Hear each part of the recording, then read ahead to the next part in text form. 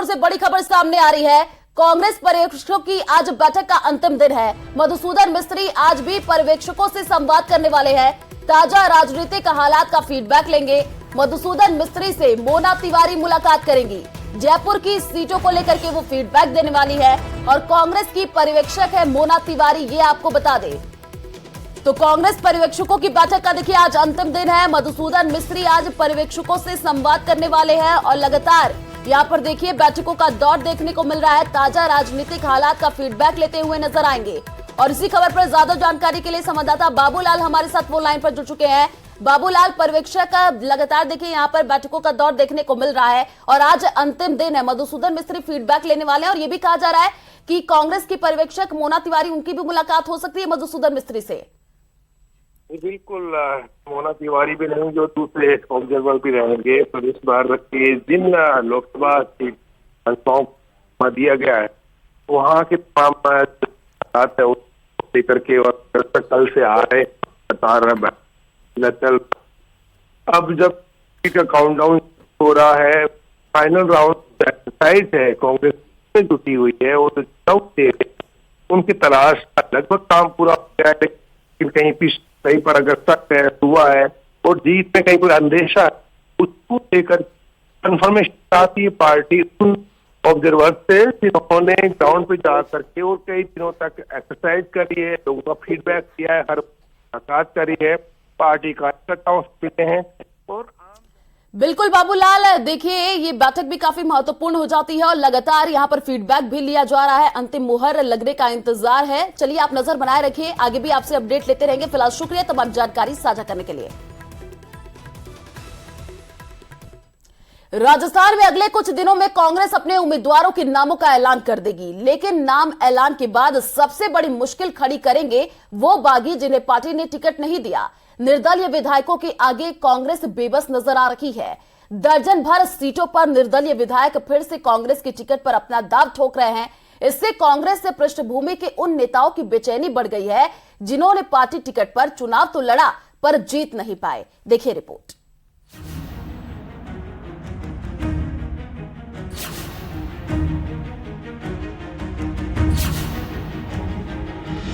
निर्दलियों ने बढ़ाई कांग्रेस की टेंशन। पूर्व प्रत्याशियों और निर्दलीय विधायकों के बीच घमासान। टिकट के लिए ठोकी दावेदारी।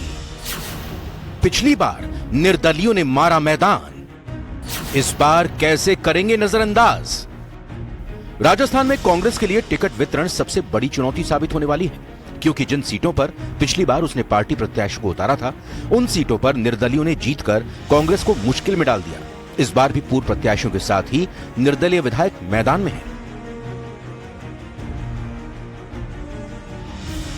मनीष यादव ने 2018 में कांग्रेस के टिकट पर जयपुर ग्रामीण की शाहपुरा सीट से चुनाव लड़ा था, लेकिन निर्दलीय आलोक बेनीवाल से 3,855 मतों के अंतर से चुनाव हार गए। आलोक ने चुनाव जीतने के बाद अल्पमत की गहलोत सरकार को बहुमत में बदला तो सीएम गहलोत ने भी उनकी हर मुराद पूरी की। अब फिर से टिकट की दावेदारी कर खुद को जिताऊ करार दे रहे हैं। इस प्रकार से कौन व्यक्ति खरा उतरा है? जो वर्तमान में जनप्रतिनिधि है वो खरे उतरे हैं जनता की सेवा में, या जो वास्तव में चुनाव हारे, रनर अप रहे और फिर भी जनता के बीच में रह करके जिनको सरकार का सहयोग नहीं मिला, संगठन का सहयोग नहीं मिला, उसके बावजूद जनता के बीच में खड़े रह करके उन्होंने अपनी प्रेजेंस रखी। मैं मानता हूं कि राजस्थान में सरकार में रहते हुए हमारे कार्यकर्ताओं की सुनवाई नहीं हुई, लेकिन फिर भी हम कांग्रेस पार्टी के साथ बंधे रहे और हमने पूरी मेहनत करी। ठीक यही हालात सुभाष मील का है, जिन्होंने खंडेला से कांग्रेस की टिकट पर पिछला चुनाव लड़ा। निर्दलीय महादेव सिंह खंडेला की आंधी में 9,000 वोटों से चुनाव हार गए। खंडेला को भी गहलोत सरकार में कैबिनेट मंत्री का दर्जा मिला और सुभाष को सरकार में कहीं जगह नहीं मिली।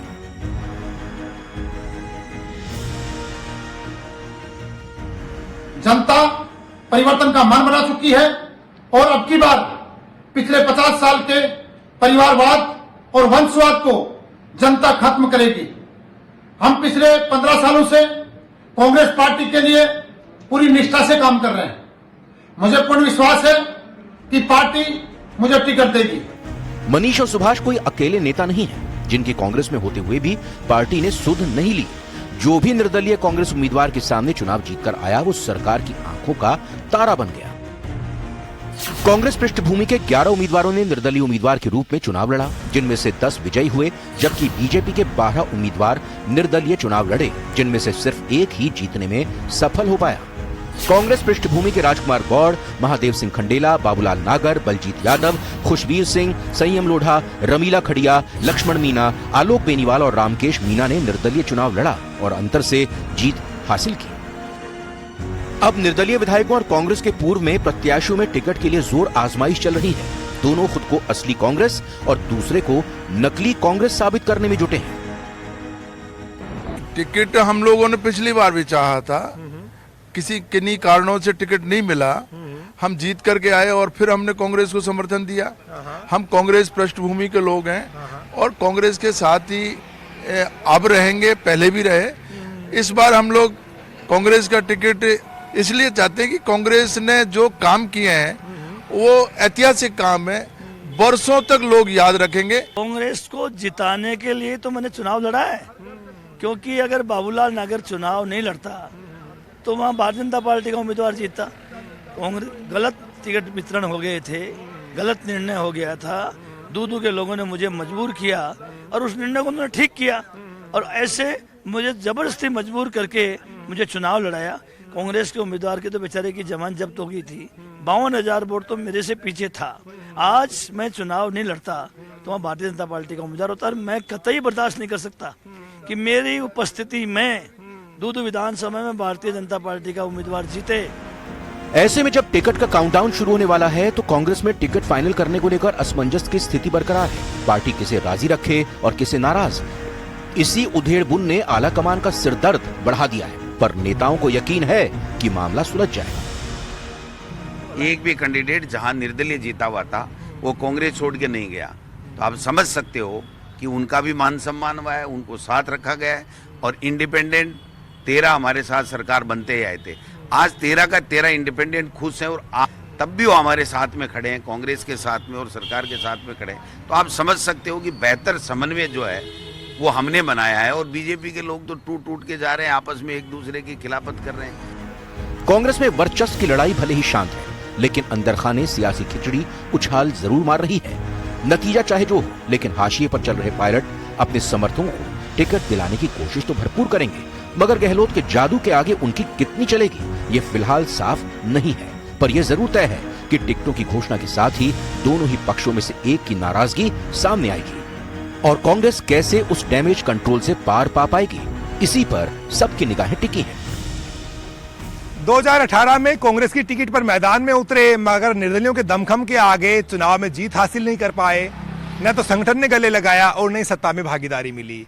अरमान अधूरे रह गए, मगर जनता के बीच में मौजूदगी बरकरार रखी। अब एक बार फिर से कांग्रेस की टिकट पर चुनाव लड़ चुके नेता मैदान में भाग्य आजमाने के लिए तैयार हैं, पार्टी के दरवाजे पर खड़े हैं। लेकिन पार्टी किस तरह से उनको टिकट से नवाजेगी या नकारेगी ये देखना बाकी है। कैमरा पर्सन दिलीप चेची के साथ बाबूलाल धायल, न्यूज 18 जयपुर। तो अजमेर से बड़ी खबर का रुख कर लेते हैं। बड़ी जानकारी आपको दे दें, आरपीएससी की ओर से आरएसएस प्री परीक्षा का आयोजन आज होना है।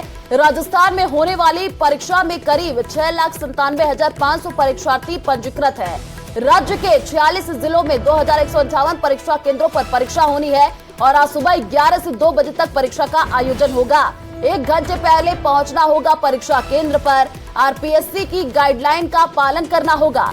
परीक्षा के लिए कलर आईडी अनिवार्य होगी। साथ ही परीक्षा को लेकर के सुरक्षा के कड़े इंतजाम भी कर दिए गए हैं। तो आरएस प्री परीक्षा का देखिए आज आयोजन होना है। ये बड़ी जानकारी, सुबह 11 बजे से 2 बजे तक की परीक्षा होगी।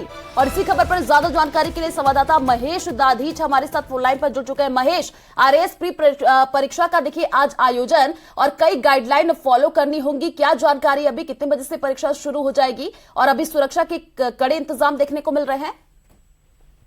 राजस्थान में प्रशासनिक सेवा की सबसे बड़ी परीक्षा आरएएस भर्ती है और इसकी प्रारंभिक परीक्षा आज होने जा रही। तो ऐसे में जाहिर सी बात है कि जो सुरक्षा व्यवस्था है वो कड़ी यहाँ पर की गई है और किसी तरह से चूक जो नहीं रहे, क्योंकि आरपीएससी के बीते दिनों जिस तरह से सवाल खड़े हुए हैं तो आरपीएससी अब और सरकार जो है ऐसे चुनावी मोड पर है तो ऐसे में किसी तरह की जो उताई है वो इसमें बरती नहीं जानी है, क्योंकि पहले से ही गहलोत सरकार के पेपर लीक के मामले को लेकर के बीजेपी जो है आगे हुई है। तो ऐसे में इस परीक्षा को, क्योंकि सबसे महत्वपूर्ण परीक्षा है और इसको कड़ी सुरक्षा के बीच में यहाँ पर कराया जा रहा है। करीब 6 लाख अभ्यर्थी जो है इस परीक्षा में भाग्य आजमा रहे हैं, प्रदेश भर से बैठ रहे हैं और 24 सितंबर को ही जो अभ्यर्थी हैं उनको जिले जो है आवंटित कर दिए गए थे। सबकी मूल आधार कार्ड से जो परीक्षा पर जो है वो एंट्री यहाँ पर दी जाएगी। अभ्यर्थियों को कहा गया है कि जो अपना परीक्षा केंद्र है उस पर वो एक आधार कार्ड लेकर के पहुंचे और आधार कार्ड कलर होना चाहिए। वो किसी तरह से ब्लैक एंड व्हाइट जो आधार कार्ड है उनका वो स्वीकार नहीं किया जाएगा। अन्य मूल फोटो जो पहचान पत्र है, मतदाता पहचान पत्र, पासपोर्ट, ड्राइविंग लाइसेंस के आधार पर भी जो है उन्हें प्रवेश की अनुमति दी जा सकेगी, लेकिन मूल फोटो ही जो है वो उसमें लानी यहाँ पर होगी। और ये परीक्षा जो है वो 3 चरणों में यहाँ पर आयोजित होती है, जिसमें कि प्री का जो पार्ट है, उसके बाद में मेंस और उसके बाद इंटरव्यू होता है। पहला चरण पास करने वाले जो बिल्कुल महेश, आरपीएससी की जो गाइडलाइन है उसको तो पालन करना ही होगा, 1 घंटे पहले भी पहुंचना और कई अन्य गाइडलाइन है जिसको फॉलो करना बनता है। चलिए शुक्रिया तमाम जानकारी साझा करने के लिए। तो प्रदेश में पेट्रोल पंपों पर हड़ताल की बड़ी घोषणा। आपको बता दें कि राजस्थान पेट्रोलियम डीलर्स एसोसिएशन ने घोषणा की है। राज्य सरकार पर वादा खिलाफी का आरोप लगाया है और आज से सुबह 6 से शाम 6 बजे तक बंद रहेंगे पेट्रोल पंप। कल से पूरे प्रदेश में पेट्रोल पंपों पर हड़ताल की घोषणा की गई है। सरकार पर एसोसिएशन ने समझौते की अनदेखी का आरोप लगाया है। तो हड़ताल ने देखिए अब यहाँ पर परेशानी लोगों की बढ़ा दी है और यहाँ पर अब ये बड़ी घोषणा कर दी गई है। राज्य सरकार पर वादा खिलाफी का आरोप भी लगाया गया है। इससे आमजन को काफी परेशानी का सामना करना पड़ रहा है, क्योंकि आज से सुबह 6 बजे से शाम 6 बजे तक पेट्रोल पंप बंद रहेंगे और कल से पूरे प्रदेश में पेट्रोल पंपों पर हड़ताल की घोषणा कर दी गई है। सरकार पर एसोसिएशन ने समझौते की अनदेखी का आरोप भी लगाया है।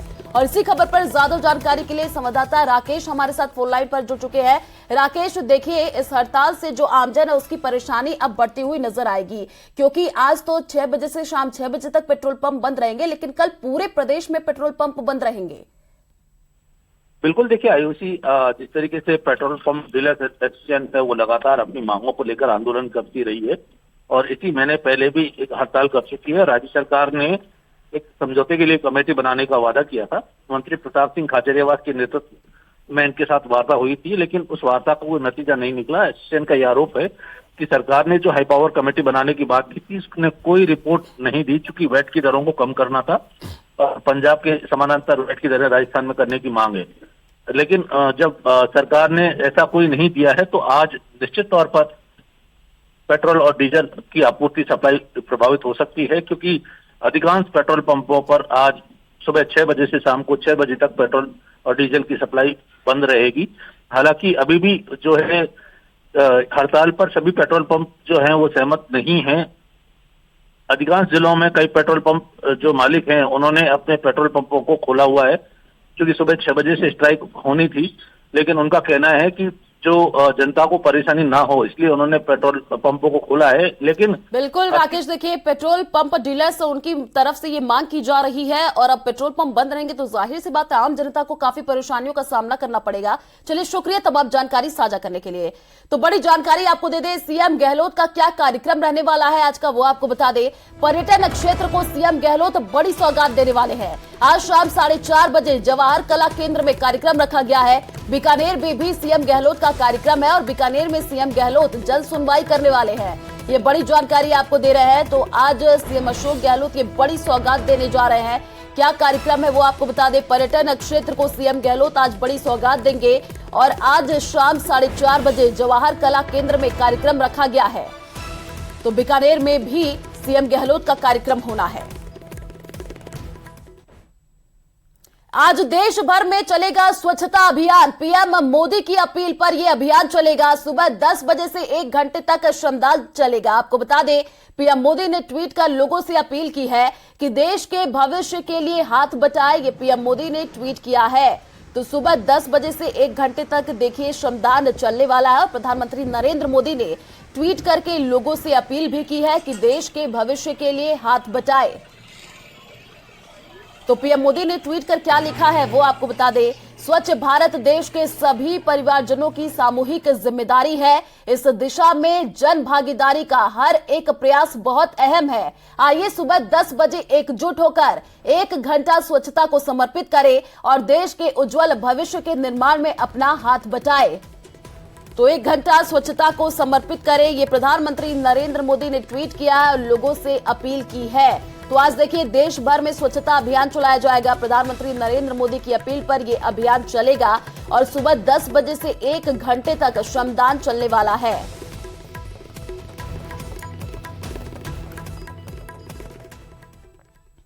जयपुर से बड़ी जानकारी आपको दे दें, नर्सेज का आमरण अनशन शुरू। आज से सभी चिकित्सालय में 2 घंटे गेट मीटिंग होगी और राजस्थान नर्सेज संयुक्त संघर्ष समिति का ये बड़ा ऐलान। देखिए तो जयपुर से आपको ये बड़ी जानकारी दे रहे हैं, जहां पर नर्सेज का आमरण अनशन आज से शुरू और यहां पर इन्होंने ये बड़ा ऐलान किया है।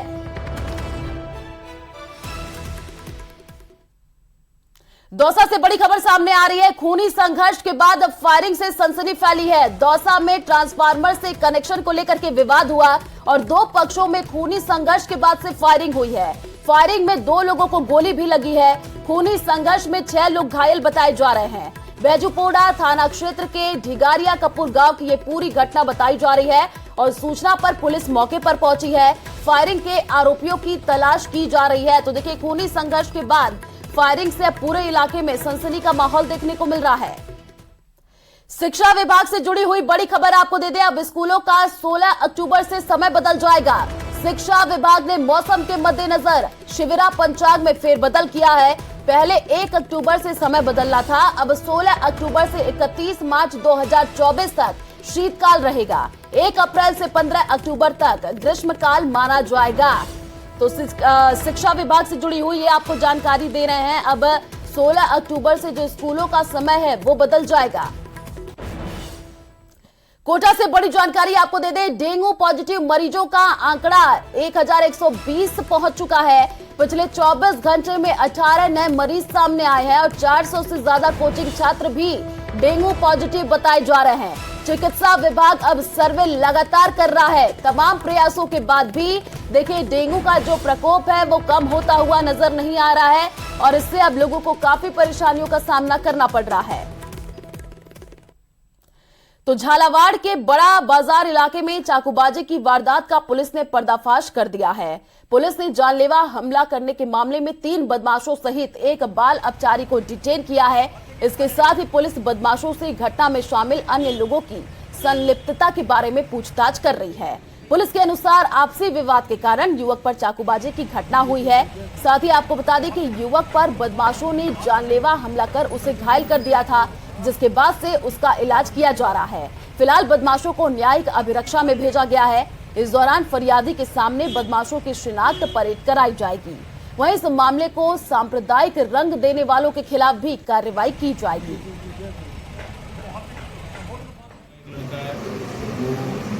घर के आगे बाजार में दूध लेने के लिए आया हुआ था, उसको कुछ अज्ञात 4 हमलावरों ने हमला कर चाकुओं से वार किए। उसकी रिपोर्ट पर मुकदमा दर्ज किया गया अटेम्प्ट टू मर्डर की धाराओं में 307 आईपीसी के तहत। और चूंकि मॉर्निंग से ही 12 वफात का जुलूस और उसके बाद अनंत चतुर्दशी का ड्यूटी।